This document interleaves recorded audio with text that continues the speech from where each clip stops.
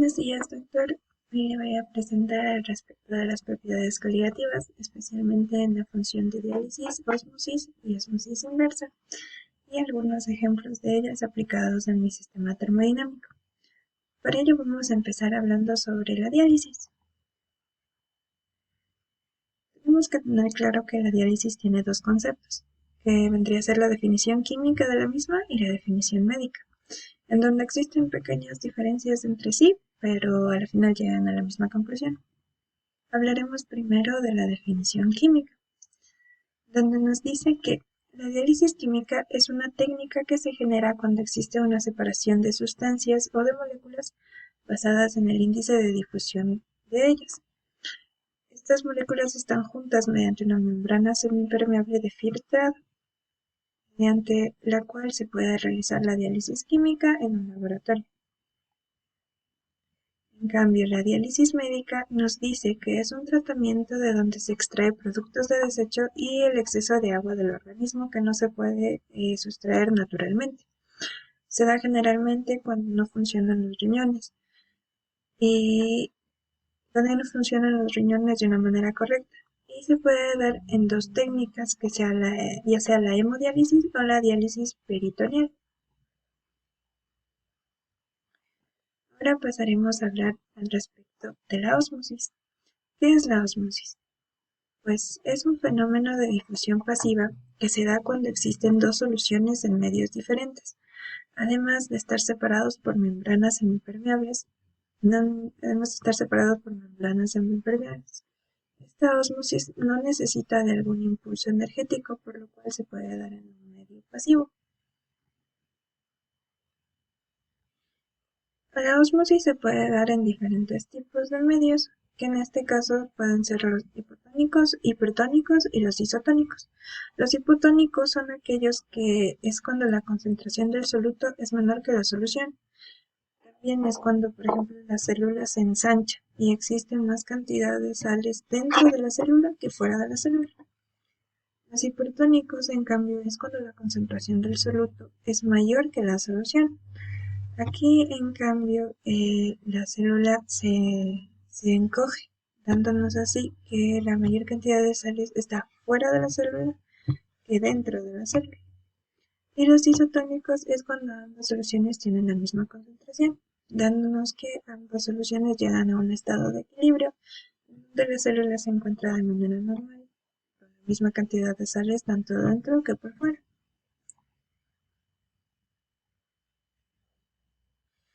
Ahora procederemos a hablar de la ósmosis inversa. ¿Qué es la ósmosis inversa? Es un proceso en el cual se produce un caudal por medio de una membrana semipermeable. Y esta además produce una fuerza superior en dirección opuesta a la ósmosis regular. Mediante esto se pueden separar los compuestos que están en el agua de un lado concentrado y del otro se obtiene una solución en las que están disueltas como moléculas, los sólidos que ya obtuvimos anteriormente en la solución, y estos se obtienen como algo permeable. La ósmosis inversa nos dice que, como dice el nombre, es el proceso inverso a la ósmosis normal, ya que la ósmosis normal, por ejemplo, suministraríamos las cosas de este lado y saldrían del lado de acá. Pero la ósmosis inversa suministramos las cosas aquí y salen del lado de acá. De la misma manera en la cual se pueden generar ejemplos regulares que usamos comúnmente mucho más de lo que pensamos.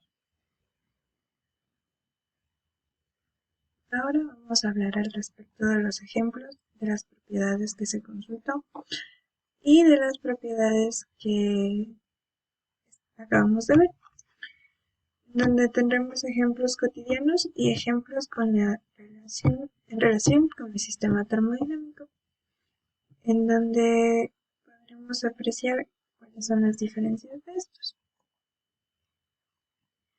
Bien, primero pasaremos a hablar sobre ejemplos de diálisis y ósmosis, en donde los ejemplos de diálisis son los de aquí y los de ósmosis son los de acá. Este es un ejemplo de uso cotidiano, que vendría a ser la diálisis renal. Como ya dijimos anteriormente, la diálisis se usa generalmente cuando los riñones ya no tienen su correcto funcionamiento. Entonces, el ejemplo más común que tenemos de esta diálisis es la diálisis renal, que se da para expulsar los excesos de agua del organismo que no se puedan expulsar de manera natural, en donde también podemos especificar que se puede, o sea, mediante este proceso se filtra la sangre y nos da como resultado la expulsión de agua en exceso. Ahora, el ejemplo que se relaciona con mi sistema termodinámico es la hemodiálisis, en donde usamos el uso de la sosa cáustica, que es lo que yo estoy estudiando. ¿Por qué? Porque se usa la sosa cáustica para el tratamiento residual de las aguas de hemodiálisis y también por algunas soluciones que se administran en ellas. Esto se puede dar gracias a los avances de la medicina y la biotecnología roja, en los cuales podemos administrar esta solución para generar una mejor limpieza y pureza de esta hemodiálisis antes de ser aplicada normalmente en el uso cotidiano. Ahora vamos a pasar con los ejemplos de ósmosis. Tenemos el ejemplo cotidiano, que vendría a ser el sudor de las personas. Cuando las personas sudan, estamos generando un proceso de ósmosis regular, en donde se da que expulsamos agua de nuestro cuerpo por medio del sudor, el cual nos permite observar la ósmosis que genera naturalmente nuestro cuerpo. En el ejemplo de eso, de mi sistema termodinámico, tenemos este ejemplo del uso de la sosa cáustica, en donde existe la separación de la sosa. Por ejemplo, si tenemos una disolución en donde estemos con agua y sosa y queremos extraer la sosa, usamos la membrana semipermeable que tenemos y podremos extraer agua pura y al otro lado en la solución concentrada donde esté agua y sosa normal. Entonces así podremos aplicar la ósmosis en el sistema termodinámico.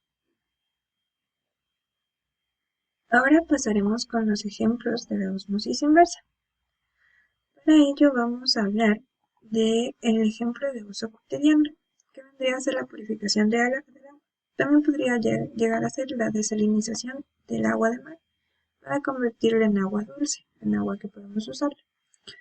Pero yo me voy a especificar en la purificación del agua mediante filtros, en donde eso lo usamos cotidianamente, pues cuando purificamos el agua con un filtro, se realiza mediante ósmosis inversa, porque partimos del agua que tiene sales y van pasando por las diferentes capas que tenemos aquí especificadas: piedras, arena gruesa, arena fina, carbón, y al final, ya después de retener todos estos minerales que pueden encontrarse en el agua normal, obtenemos agua 100% pura y permeada, purificada para nuestro consumo.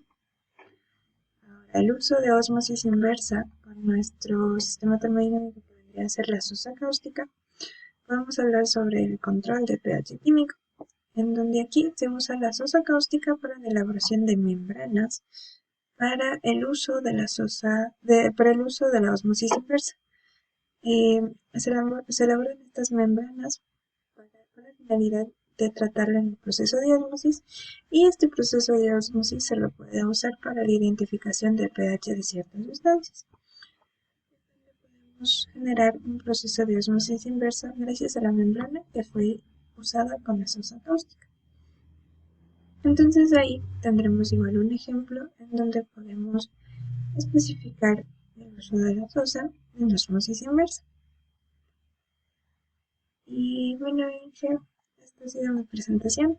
Espero que haya sido de su agrado y muchas gracias por la atención.